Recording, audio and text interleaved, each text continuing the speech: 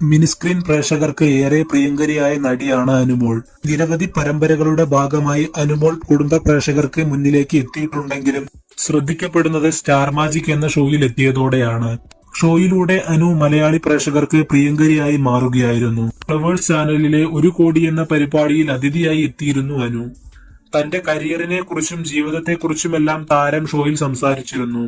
Serial രംഗത്ത് തുടക്കകാലത്ത് അഭിമുഖീകരിക്കേണ്ടി വന്ന വെല്ലുവിളികളെ കുറിച്ചും അനു മനസ്സു തുറന്നിരുന്നു.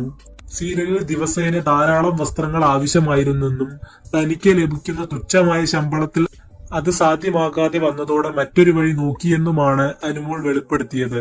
അനുവിന്റെ വാക്കുകൾ ഇങ്ങനെ: സീരിയലുകളിൽ ദിവസവും 15ഓളം വസ്ത്രങ്ങൾ ആവശ്യമായിരുന്നു. ഒരു ദിവസത്തേക്കാണ് ഇത്രയധികം വേഷങ്ങൾ. 1000 രൂപ മാത്രമാണ് എന്ന വരുമാനമായി ലഭിച്ചിരുന്നത്.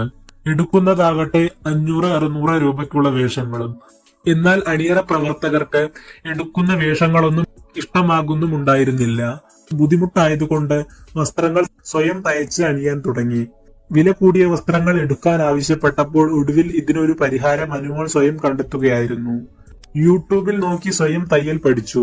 ഭംഗിയുള്ള വസ്ത്രങ്ങൾ പുറത്തു കൊടുത്ത് തയ്പ്പിക്കുന്നത് ബുദ്ധിമുട്ടായതുകൊണ്ട് വസ്ത്രങ്ങൾ സ്വയം തയ്ച്ച് അണിയാൻ തുടങ്ങി. ഇപ്പോൾ കൂടുതൽ തിരക്കായതോടെ തയ്യൽ തൽക്കാലത്തേക്ക് നിർത്തിയിരിക്കുകയാണെന്നും അനുമോൾ പറയുന്നു.